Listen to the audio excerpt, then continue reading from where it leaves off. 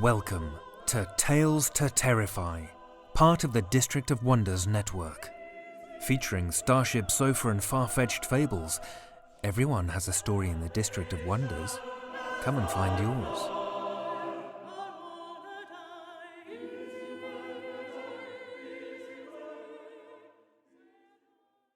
Good evening, children of the night.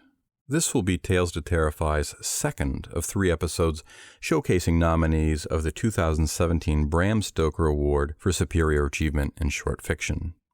I won't spend much more time talking about things other than our Stoker stories this evening, but I thought I'd mention something briefly that might be up your alley, if you happen to be a computer gamer. I came across a game simply called The Forest. The premise is that you, the male protagonist, are traveling by plane with your young son, and that plane goes down on a remote island. So far, it sounds like the premise to Lost, but you seem to be the only survivor, except you begin to see clues about 2 things. Your son appears to also have survived, but is missing, and the island is populated by mutant cannibals. I'm hard-pressed to think of many horror games that dealt in anything other than jump scares. The recent remake of Prey and the Dead Space games, and that's about it. The Forest is now added to that list. As an example, as part of the goal of surviving on this island of mysteries, you likely want to build yourself a cabin to keep yourself safe at night. I did that, and the following morning, I found that the mutant cannibals who had been dogging me during the day had erected totems made of sticks and cloth and human pieces, right outside of my front door while I slept inside. I've only got a few hours in the game, so it might not stick with me, but I was impressed at how unnerved it made me feel during my little bit of gameplay. If that sounds like it might be up your alley, there is a link to the game's page in the show notes. But let's hear our fiction for the night. Michael Bailey is a multi-award-winning author, editor, and publisher, and the recipient of over 24 literary accolades, including the Bram Stoker Award, Benjamin Franklin Award, Eric Hoffer Book Award, Independent Publisher Book Award, the Indie Book Award, the International Book Award, and others. His nonlinear novels include Palindrome Hannah, Phoenix Rose, and Psychotropic Dragon, and he has published 2 short stories and poetry collections, Scales and Petals, and Inkblots and Bloodspots, and Enso, a children's book. He has created anthologies such as Qualia Nos, The Library of the Dead, 3 volumes of Chiral Mad, You Human, and a series of illustrated books, among other projects. And now, children of the night, listen with me to Michael Bailey's Bram Stoker Superior Achievement in Short Fiction nominated story, I Will Be the Reflection Until the End, originally appearing in Tales from the Lake, Volume 4, from Crystal Lake Publishing, edited by Ben Eads.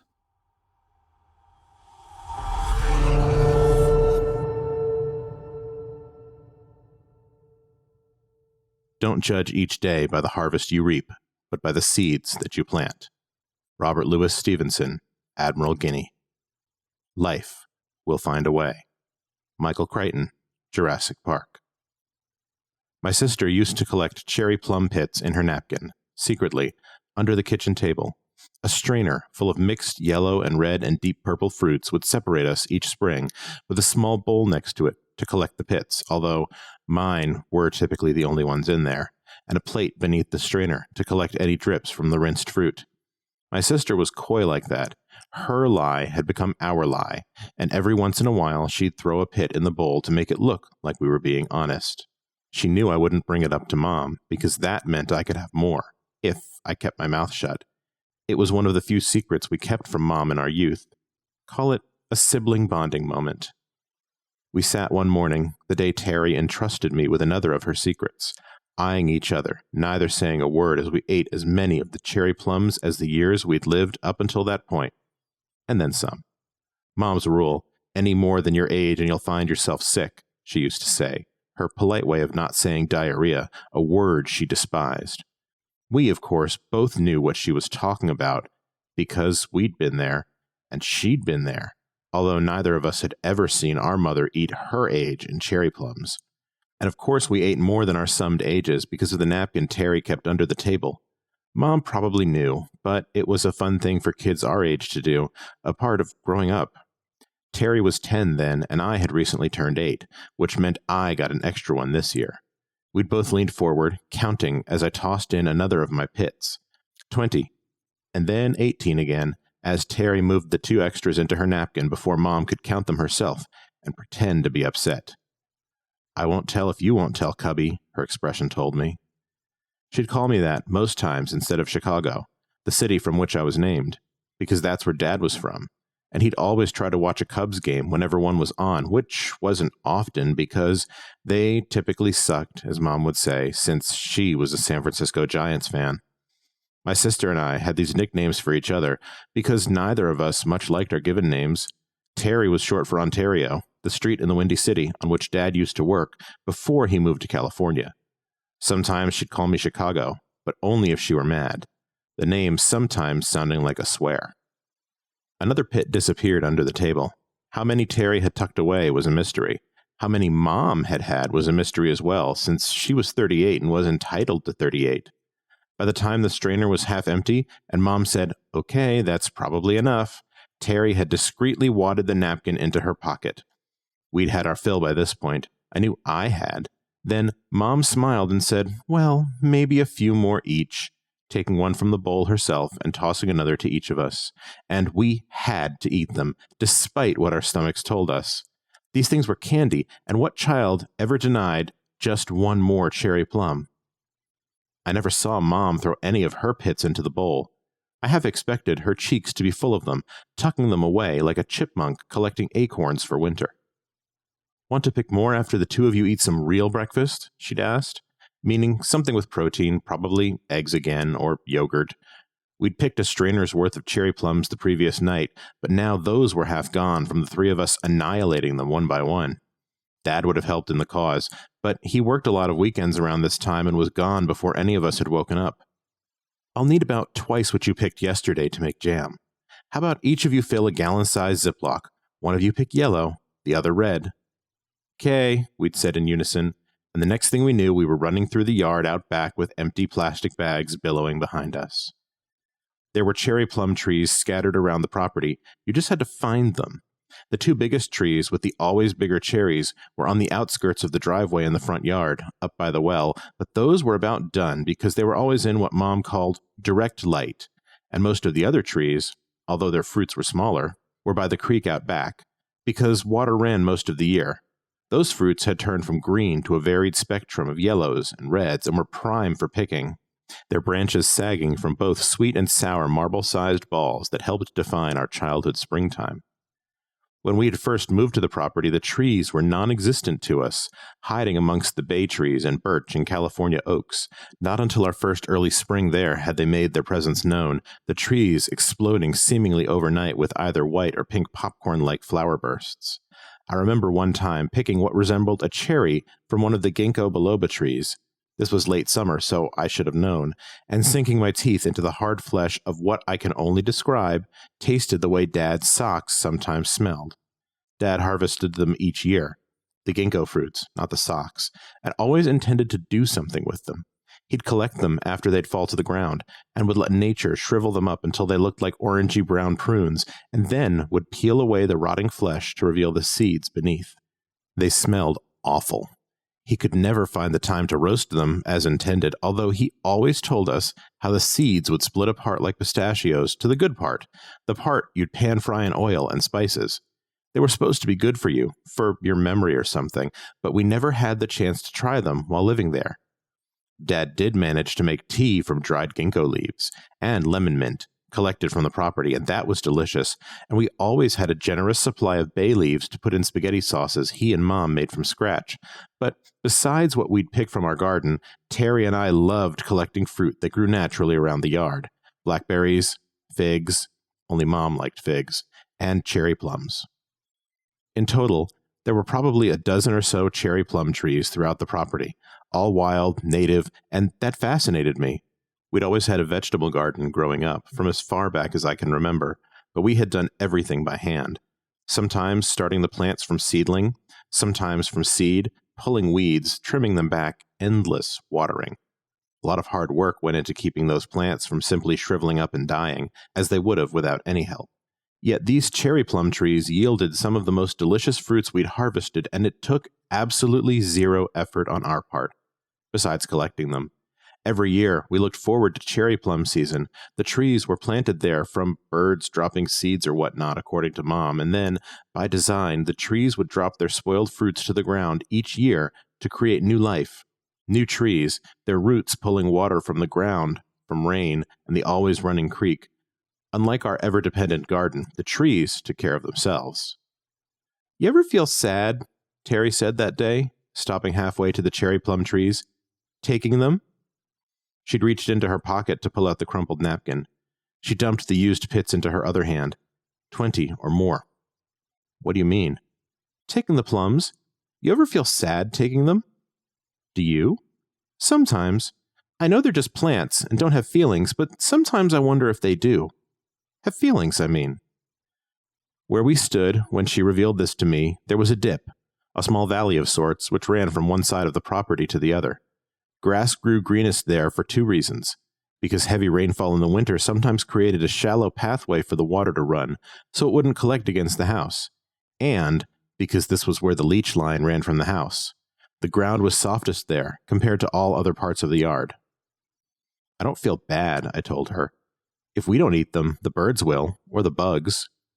We later learned there were deer, and fox, and bobcat, and skunk, and bear, all of which ate the fruits, or so their scat told us. We even had a river otter one year, when the February rain, it always seemed to rain the hardest then, was nonstop for a solid week and rose the creek a good 3 feet, so that it roared to life the following month. "You shouldn't feel bad," I told her. "They're here for us," I'd always thought. "I know. Sometimes my mind just works that way, though." She tossed a few pits at her feet and buried them into the ground with her toe, threw some toward me, and threw some as far as she could along the green line, as we'd sometimes called it. All one word. "Someday, maybe these could be trees," she said. My stomach had ached then, and at first I thought it was from eating twice my age in cherry plums, but later, much later, I realized the pit in my stomach was in fact a feeling of empathy for the pits in the bowl, the ones I'd thrown in the trash. And then Terry reached into her other pocket and pulled out another handful. "How many did you eat?" I'd asked. Instead of answering, she smiled, knowingly, held out her hand to me, and dumped them into the cup I'd reflexively made with my hands beneath hers. One at a time, I threw the pits along the green line, the amount adding to our combined age, and then some. She'd taken them out of the trash. She must have. From that point onward, pits from the cherry plums I'd eat were never thrown out. We'd collect them each day and make a routine of tossing them along the green line. The next spring, we walked the property to look for seedlings, and after not finding any, we changed from tossing to planting, burying them a few inches into the ground with trowels. Over the years, there must have been thousands upon thousands planted there, but none had ever sprouted from our efforts. The trees along the creek multiplied plenty, though, on their own. There were perhaps 30 cherry plum trees spread along the creek banks by the time we'd moved closer to the high school where Terry was accepted. I was in 7th grade at the time and didn't want to change middle schools, but I wasn't old enough yet for my opinion to matter. Our new place was closer to Dad's work, closer to the fields where we'd play soccer and baseball during the sports seasons, closer to just about everything. One of the benefits, I guess, of moving into the city. Sometimes we'd go back to pick blackberries or cherry plums from what we'd always refer to as the property, but it was never the same as when we'd lived there. Every year was the same, more trees along the creek popping up like matchsticks, and the same treeless green line between the creek and the house. I went there again, after Terry had gone to college, me and Mom and Dad, the three of us trying to pick final memories from the place. We rarely saw Terry outside of holidays and birthdays when she'd come home for a few days. Her junior college was an hour away, but she might as well have been out of state, or out of country for that matter. She'd blossomed into a woman over the years, but unlike the intensely colored cherry plum trees each spring, she'd not exploded into something wonderful in her early adulthood, but something not so wonderful. She'd somehow imploded, collapsing into herself like a dying star. Into a black soul, perhaps. She wasn't gothic by any means, but dark. And something about her wasn't right. Mom and Dad always said Ontario was an old spirit, linked to the world in ways none of us would ever understand. She reacted differently to certain things, felt more deeply than the rest of us. Connected. She'd learned to avoid the news because all it ever was bad. Media is a reflection of our wrongdoings in this world, she'd said once, maybe when she was 13. Wars crushed her. Poverty and famine kept her rail thin. When the buildings in New York fell, she fell with them, both metaphorically and literally. We'd watched the plane fly into that second building when both our ages were single digits, and she had cried like I'd never seen a person cry before, and she crumbled to the ground in tandem with the buildings. I was too young to understand, but her crying led me to crying. Years later, I'd reflect on the little things about her. The way she'd look after plucking a flower, as if she'd killed something beautiful. The careful way she'd walk, always looking down to make sure she avoided stepping on anything alive. The way she'd thank the plants when we'd take from them. The way she'd always eat everything on her plate, nothing ever going to waste. "We're taking their unborn children," she'd say sometimes about the plants, "so we better make the best of everything they're giving us." I watched her turn from carnivore to herbivore, from vegetarian to various stages of vegan. Terry was a minimalist, even in childhood. She never had a lot of toys, never asked for nor denied anything on birthdays or around Christmas time, and her room was always spotless, whereas I was the exact opposite. She said something, that morning we'd first thrown cherry plum pits together, something that stuck with me my entire life. A phrase that defined my sister in both its simplicity and its complexity. "I will be the reflection until the end." I'm as old now as my parents were then, and I'm still trying to figure out my reflection in this world. She'd figured it out at 10. I'm not even sure Terry knew I'd heard her say those words because she'd whispered them as cherry plum pits rained over us. We saw less and less of her while I finished out high school in the country, and she moved on to college in the city, while Mom and Dad's attempts at us seeing her grew more and more prevalent, almost to the point of desperation.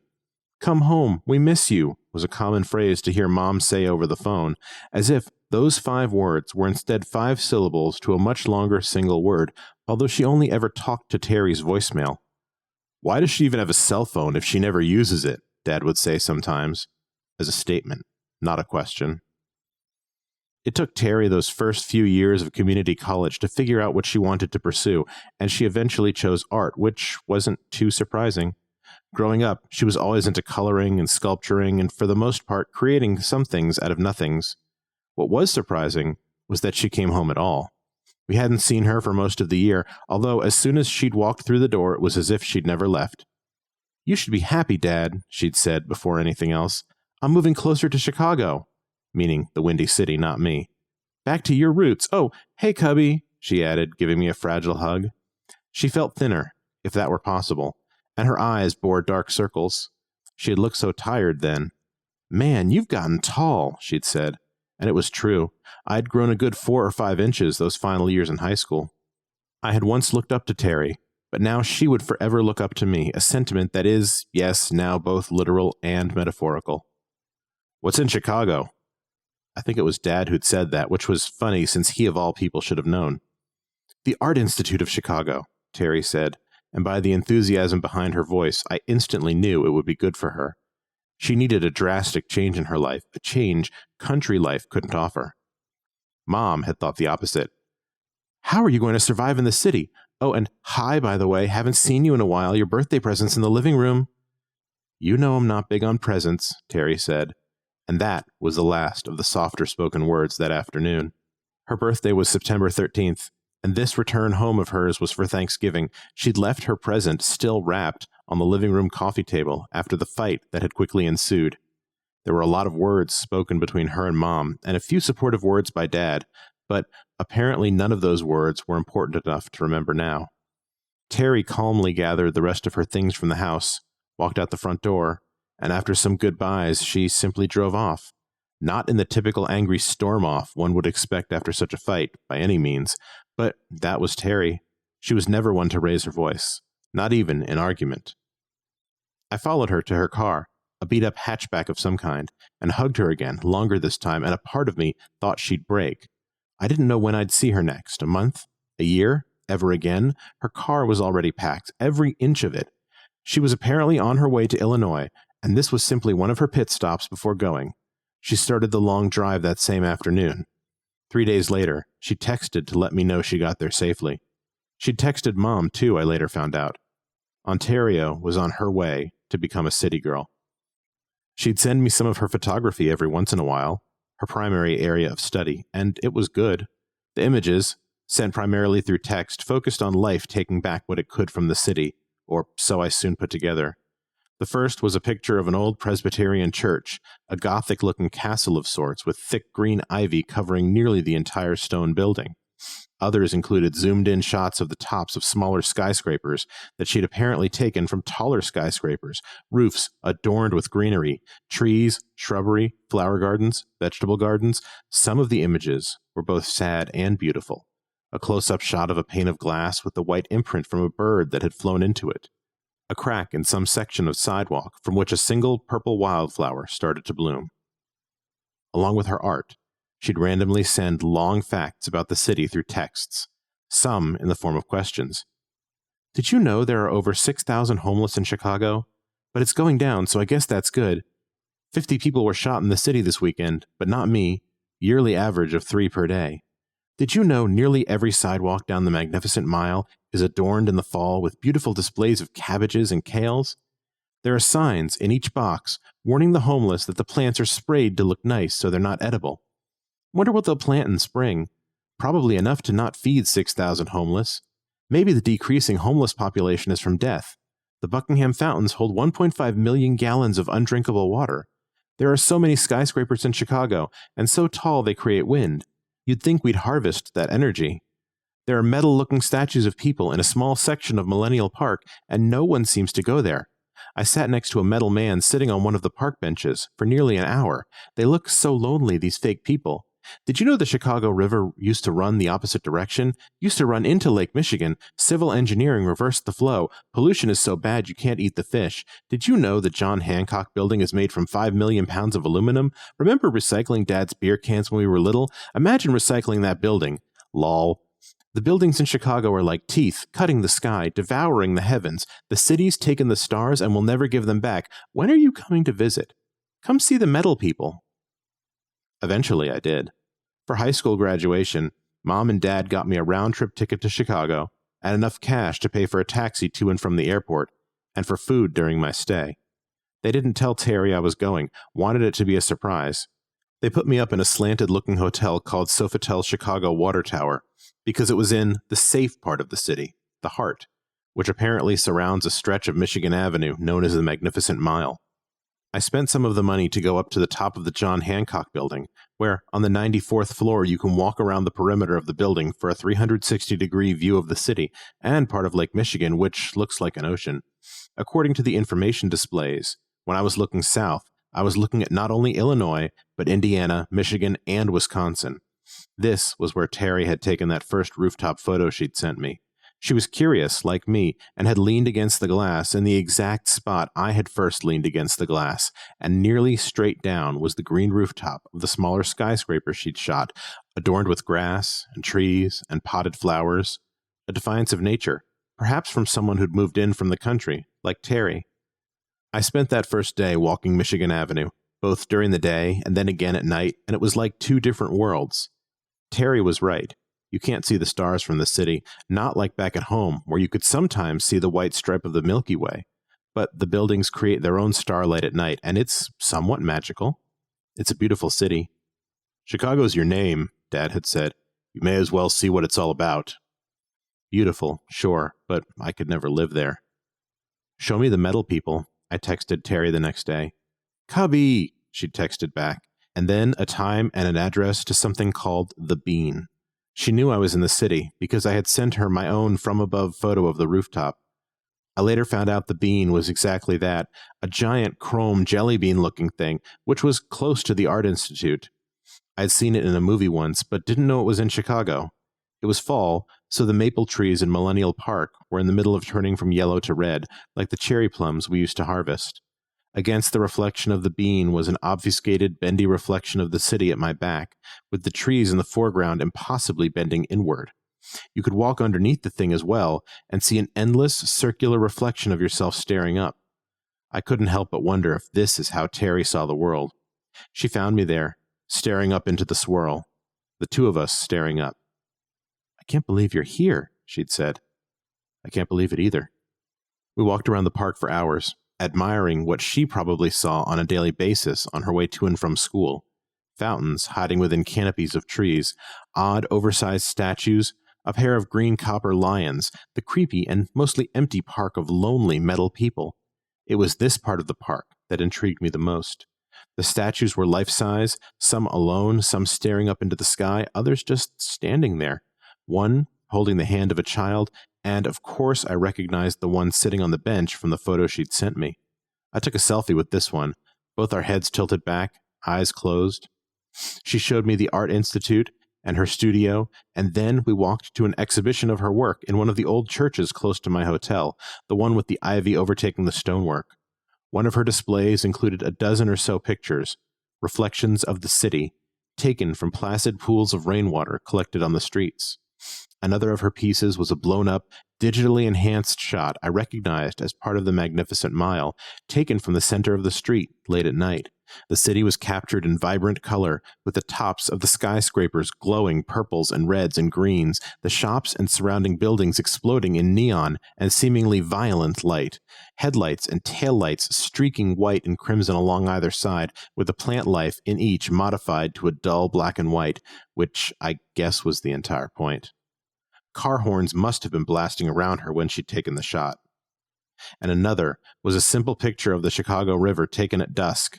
The river runs through the middle of the city, yet she had somehow captured some sort of wide-angle view of only the water, the city reflected off its wavy surface like the broad strokes in a Monet painting. She had an eye for capturing light, and I knew she'd spent hours on some, waiting for that perfect moment when the sun peeked between buildings or fell behind false horizons of the cityscape. "There's a lot hiding in this city," she'd told me while I was there, but at first I thought she meant beauty and life. She seemed as happy as I'd ever seen her, but there was still that darkness behind her eyes, as if she could see things in this world the rest of us couldn't, like some sort of tear had opened, exposing another layer onto our existence, and she could see everything ugly that had leaked through. She eventually moved back home, to country life, but not by choice. Her last text to me read, "I can no longer reflect. Is this the end?" I hadn't put it together then, but those words scared me and later scarred me. I had tried texting, calling, this was about a year after I'd visited her, but she'd never replied. I thought of calling the Art Institute of Chicago to track her down, but only ever thought of doing it. Instead, I'd figured those thoughts on reflection and the end were more of Terry's typical anti-normality. It wasn't until a few days later, when Mom took the call from Mercy Medical, that we'd discovered she'd cut herself, both arms, lengthwise, from palms to elbows. The student she lived with had come home to find her naked in the bathtub. No note or anything, and thought she was dead. Campus police determined she wasn't, and called the ambulance.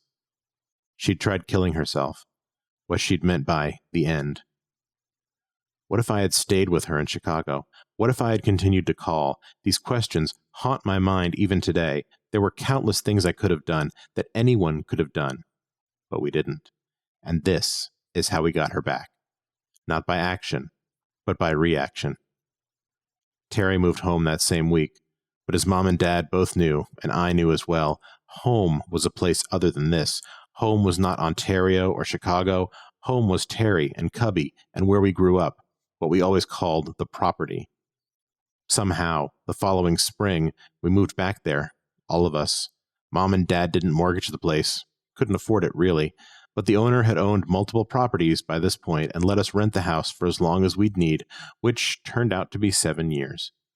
It seemed the same as we had left it, the California oaks stretching their limbs to the ground, the smell of bay trees down the driveway, the gentle flow of the creek, which we all knew must have roared the month prior, and the cherry plum trees and their spectacular blossoming. Terry would never be the same after what she'd done to herself, what she knew she had done to all of us. But something in her expression changed as we were pulling into the driveway. She'd seen something we hadn't.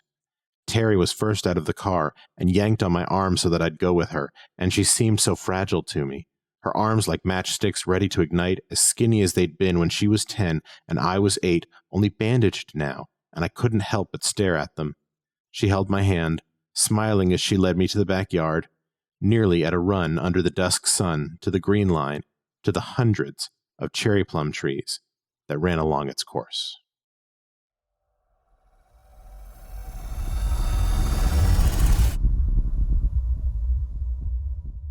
That was Michael Bailey's I Will Be the Reflection Until the End, as read by Josh Roseman. Josh Roseman, not the trombonist, the other one, engages in pogonotrophy on a regular basis and occasionally suffers from sphenopalatine ganglioneuralgia. His fiction has appeared in Asimov's Escape Pod, Toasted Cake, and the crossed-genres anthology Fat Girl in a Strange Land, among others. His novel, After the Apocalypse, came out in November and asks the question, what happens to all those chosen one teenage girls after they save the world?